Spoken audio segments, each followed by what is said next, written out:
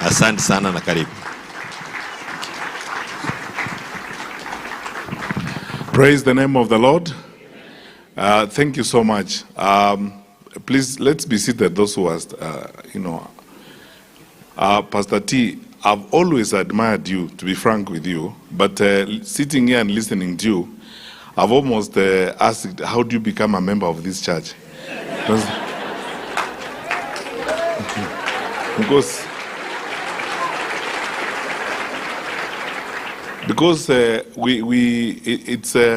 and I'm going to speak straight and brief because, first of all, honestly, for me coming from now, a secular background, I'm not supposed to come and speak from here where you're preaching from because it's a holy place.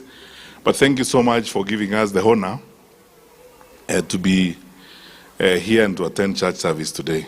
Thank you so much for speaking to us straight, loud, and clear. If we don't take and internalize what you have spoken to us about we probably have ourselves to blame. Thank you, and thank you again for what you have done. And for all of you wonderful people who are here, the leaders I came with, it isn't time really to make a speech except to say thank you. Let's continue worshiping in truth and in spirit, and let's be true to what we believe in. Sometimes I wonder, and then a lot of people in this audience may agree with me. Every time you were speaking here, Pastor T, I kept asking myself this same question that I worry about all the time. When you look at the demographics and the statistics in our country, we say that Christians are 80% of the population of our country. So who is the thief? So who loots our parastatals? Who cheats in exams? And so on and so forth. There's a lot that we need to do, but I've been thoroughly nourished by your sermon, intellectually stimulated by the depth of your knowledge and the exposition of our role and responsibilities and what we need to do in our society. I love your proposal, even as you postulated what we need to do in terms of conversation. It's time for conversation. Let's speak one to another, ask questions and find answers for them. What is good for our country? I mean, what's good for our country cannot be what only one person knows. I can't know alone what is good for our country, and no leader can know what is good for our country. What is good for our country should be what we all know is good for our country, and we can discuss and have conversations about it. That is why, someone responded to some message I tweeted last week and said, you must remark my exams because I don't know whether I got the right or you are too strict. But you see, the truth of the matter is that we must do the right things. When we do things right, everything goes on right. What we've stood for and what we wanted to do then, as we would like to do now as we go forward, and that is essentially the platform that you have preached to us on this morning, is to live right, face the truth, and do the things that we need to do correctly. Do the right things. Reducing capitation for our schools, such as is happening now, by nearly 40%, I am in total agreement with you. If you want to destroy our country, destroy its education system.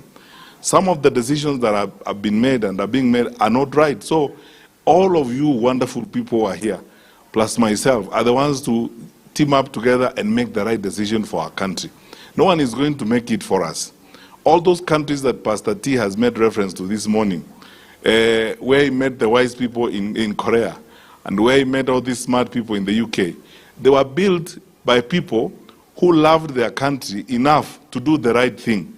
We should also love our country enough to do the right thing as we go forward. That's why I would like to ask you, my brothers and sisters, across the spectrum of age, social responsibility, and etc., register to vote. Because when you do not vote, then you are not participating in taking the right decision for the country. Participate in the conversations on the future of our country. I love this wonderful man here called Pastor T. What you have said, church can participate in the affairs of the nation. There's nothing wrong. And participate meaningfully, truthfully, and I hope this time around in a manner that is also honest. I know the church in Kenya, part of the church in Kenya is hurting. At some time in 2022, even some clergy was standing up and saying, for the first time in history, the church has a candidate. Now, I don't know what the church is thinking about that candidate of theirs. I don't want to be claimed by the church if I can't live up to the principles of that church. I would not like, let me be very honest with you people. I would not like to be claimed by the church if I can't live up to the character and the philosophy of that church. So, and I'm not going to ask you to claim me. I want to just be honest and be as candid as this wonderful man of God here, Pastor T. Let's do what is right for our country, and the rest will follow. And for all of you, you are the ambassadors of truth, and you are the ambassadors of a good and wonderful Kenya. The last message that I loved from your sermon is that it can be done. I can do all things. That is the foundation of hope. We are a great country. There is nothing we cannot do in this country. We are the long distance country. We are the country of great champions.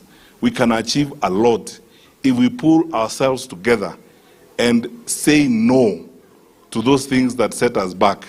Say no to when we are told we can't. Say no to when we are told that we cannot cross ranks. That someone from Kiambu cannot talk to someone from Marsabit.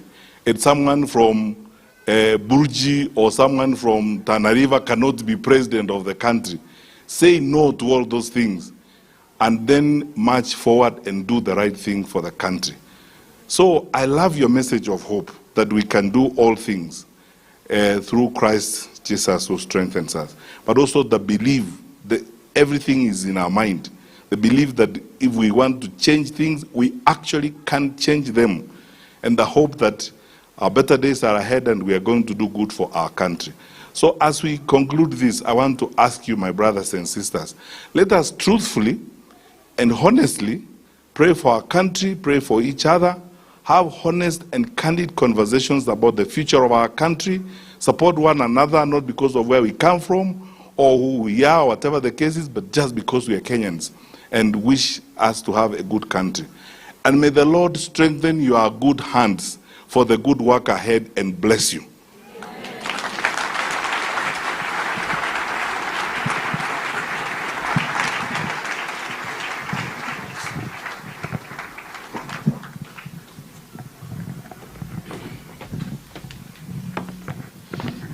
We can appreciate them once again.